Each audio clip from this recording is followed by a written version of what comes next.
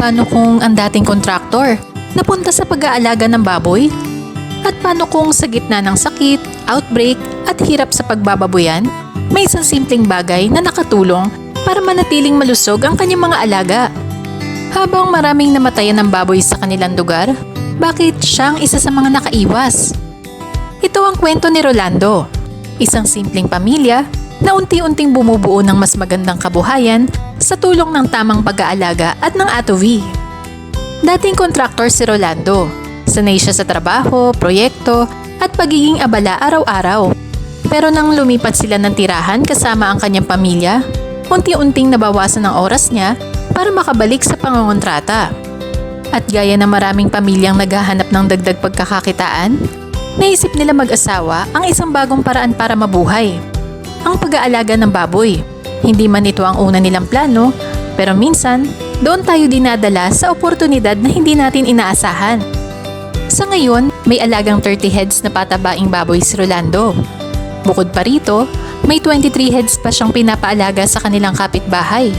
At para sa isang pamilya na unang beses palang mag-alaga ng ganoon karami, aminado silang marami pa silang kailangang matutunan sa larangan ng pagbababoyan. Hindi biro ang mag-alaga ng baboy. Gastos, pagod, sakit at risk ang kaakibat nito. Pero sabi nga nila, mas mabilis matuto kapag seryoso kang gustong umasenso. At dito na nila unti-unting nakilala ang tulong ng atovi. Noong una nilang nabili ang mga biik, isa agad sa napansin nila, sobrang baho at sobrang dami ng langaw sa dumi ng kanilang alaga. At alam naman natin, kapag malangaw at mabaho ang kulungan, dagdag sakit, dagdag stress, at dagdag trabaho yon sa nag-aalaga. Pero nang simulan nilang gumamit ng atovi, pagkalipas lang ng 1 hanggang 2 linggo, unti-unti nilang napansin ang malaking pagbabago. Nabawasan ng langaw, hindi na basta dinadapuan ng dumi. At kahit sa paglilinis, hindi na ganon katapang ang amoy. Yung dating nakakailang na amoy ng kulungan, naging mas tolerable na. Mismong dumi ng baboy, halos wala ng gaanong amoy. Pero isa sa pinakamalaking pagsubok, dumating nang magkaroon ng outbreak sa kanilang lugar. Maraming nag-aalaga ng baboy ang nawalan. May mga namatayan, may mga nalugi, at maraming nangangamba kung paano makakabangon. Pero sa gitna ng lahat ng yon, nanatiling matatag ang piggery ni Rolando. May mga nagkasakit man, naagapan naman agad. Sa simpleng pag-aalaga, tamang monitoring, kaunting gamot kung kailangan, at tuloy-tuloy na paggamit ng atovi, mas mabilis makarecover ang mga alaga.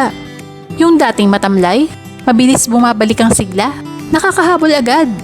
At para sa kanila, malaking bagay yun. Sa piggery ni Rolando, purong feeds ang pinapakain nila sa kanilang mga baboy. At mula pa lang sa pagbili ng biik hanggang harvest, bahagi na ng routine nila ang paghahalo ng atovi sa feeds. Kapag pre-starter stage, 10 grams ng atovi kada kilo ng feeds ang hinahalo nila. Kapag may medyo ng hihina o may sakit, dinadagdagan nila ng kaunting dosage.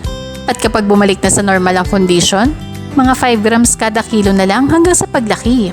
Depende rin syempre sa edad at pangangailangan ng alaga.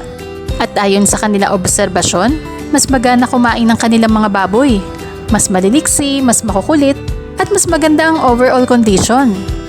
At hindi lang sila ang nakakapansin. Maging ang mga kapitbahay nilang bumibisita sa kanilang piggery, napapansin ang kaibahan. Mas magaganda, mas malalaki, at mas healthy tingnan ang kanilang mga alaga kumpara sa iba. Sa tingin ni Rolando, parang ahead sila sa iba pagdating sa pagpapalaki ng baboy. At kapag maganda ang alaga, hindi ka na rin gaanong mahihirapang maghanap ng buyer. Dahil sa kanila mismo pumupunta ang bumibili ng buhay na baboy. Sa pagbababoyan, walang shortcut sa magandang resulta.